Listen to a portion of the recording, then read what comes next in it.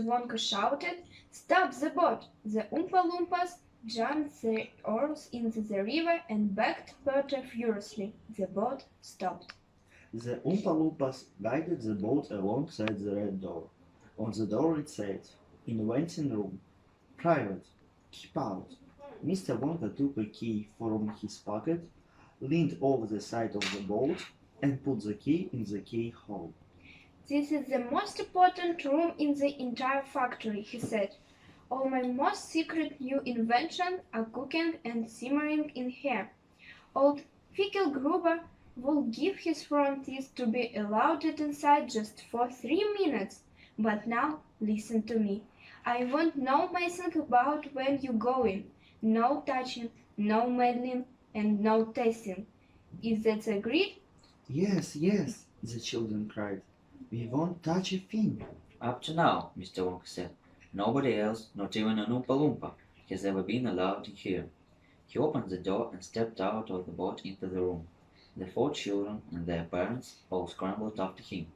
"Don't touch!" shouted Mr. Wonka, "and don't knock anything over." The place was like a witch's kitchen.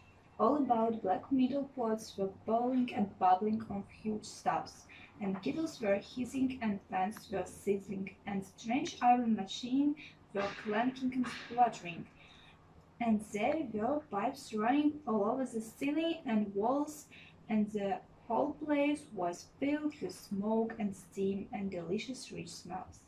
Mr. Wonka himself had suddenly become even more excited than usual, and anyone could see that this was the room he loved best of all.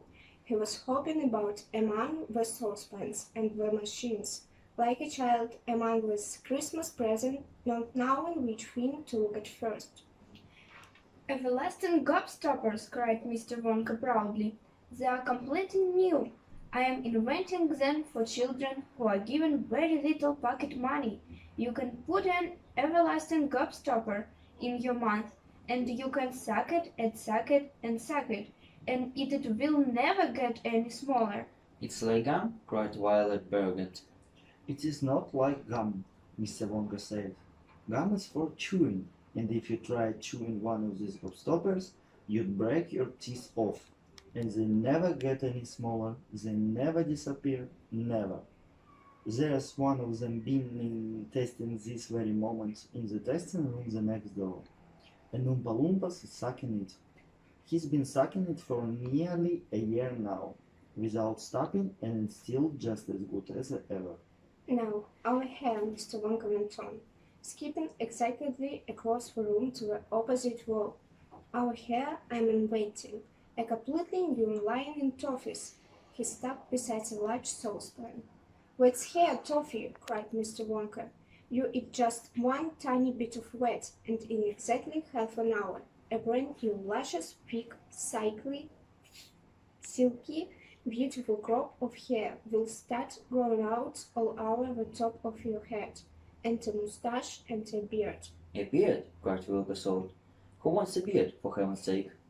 "It would suit you very well," said Mr. Wonka, "but unfortunately the mixture is not quite right yet.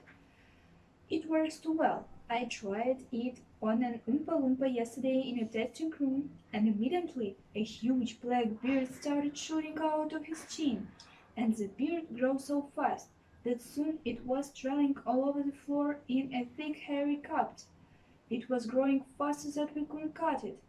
In the end, we had to use a lawnmower to keep in check. But I'll get the mixture right soon, and then I do. Then there'll be no excuse anymore for little boys and girls going about with bald heads."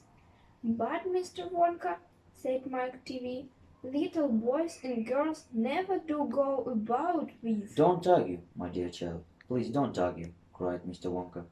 "It's such a waste of precious time. Now, over here, if we will all step this way, I will show you something that I'm terrifically proud of. Oh, do be careful. Don't knock anything over. Stand back."